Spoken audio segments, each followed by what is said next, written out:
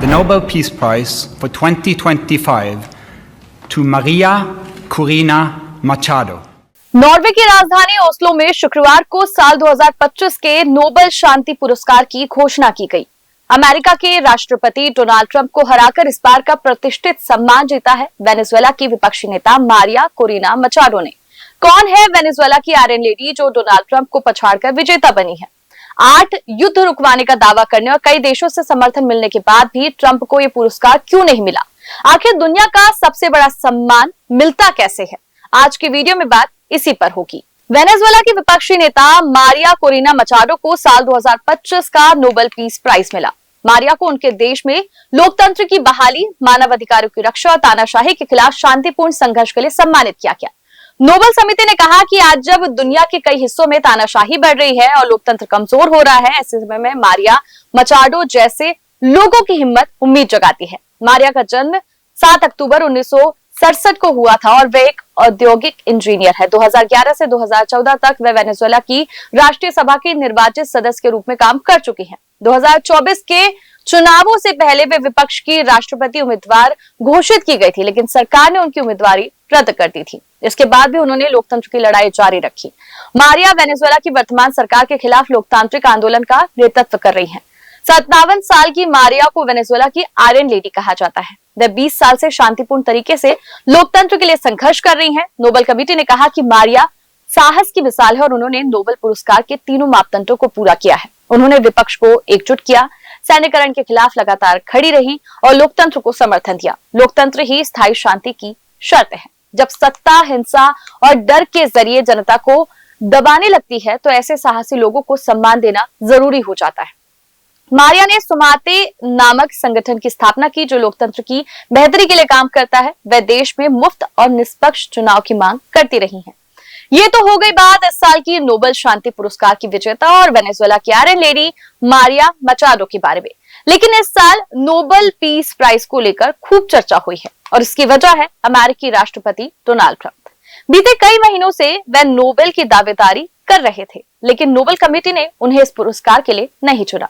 Trump ने दावा किया कि उन्होंने अपने कार्यकाल में 8 युद्धों को रुकवाया, गाजा में सीजफायर डील कराई और मध्य पूर्व में अब्राहम समझौते के जरिए शांति स्थापित की। इसके अलावा 8 देश ट्रंप को नोबेल के लिए नॉमिनेट कर चुके थे। इनमें पाकिस्तान और इजराइल जैसे ध्रुव विरोधी देशों के अलावा अमेरिका, आर्मेनिया, अजरबैजान, माल्टा, कंबोडिया जैसे देश हैं। कई रिपोर्ट्स में दावा किया कि अर्जेंटीना ने भी ट्रंप को नोबेल के लिए सिफारिश दी थी, लेकिन नॉर्वेजियन नोबेल कमेटी ने उन्हें इस वर्ष का नोबेल पीस पुरस्कार नहीं दिया।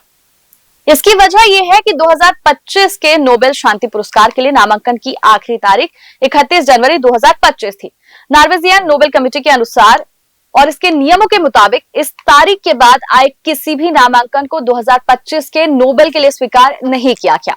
हर साल 1 फरवरी से नामांकन की प्रक्रिया शुरू होती है और उसी दिन तक मिले नाम ही मान्य होते हैं। दरअसल नोबेल पुरस्कारों की शुरुआत अल्फ्रेड बर्नहार्ड नोबेल ने 1895 में की थी, जो डायनामाइट के आविष्कारक थे। उन्होंने अपनी वसीयत में तय किया था कि उनकी संपत्ति से हर साल उन लोगों को पुरस्कार दिया जाए जिन्होंने मानवता की भलाई और शांति के लिए काम किया हो। इसकी नामांकन प्रक्रिया हर साल 1 फरवरी से शुरू होती है, जो 31 जनवरी तक चलती है।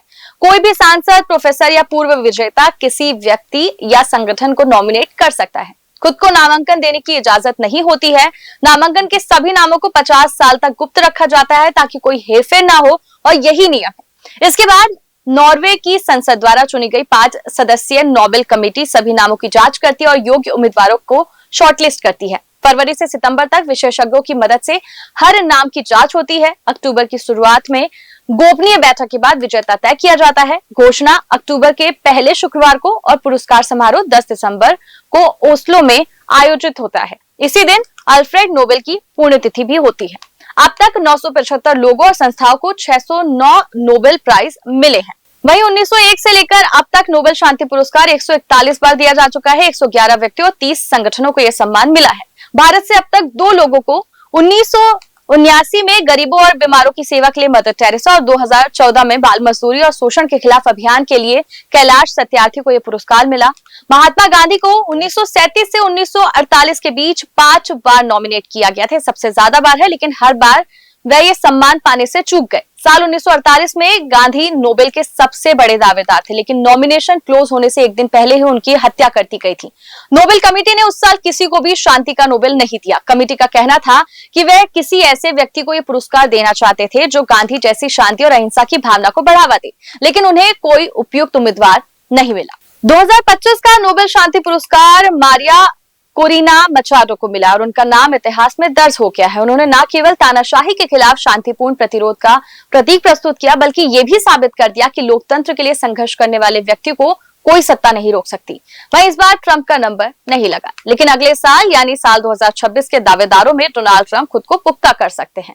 शर्त वही है, उन्हें दुनिया से पहले खुद को बेहतर और स्वीकार्य बनाना होगा। फिलहाल के लिए इस वीडियो में इतना ही। अपनी राय कमेंट सेक्शन में आप देख सकते हैं। वीडियो को लाइक शेयर करना ना भूले। चैनल चौथा खंबा को सब्सक्राइब कर ले। फिर किसी मुद्दे के साथ आपसे अगले वीडियो में मुलाकात होगी। तब तक के लिए नमस्कार।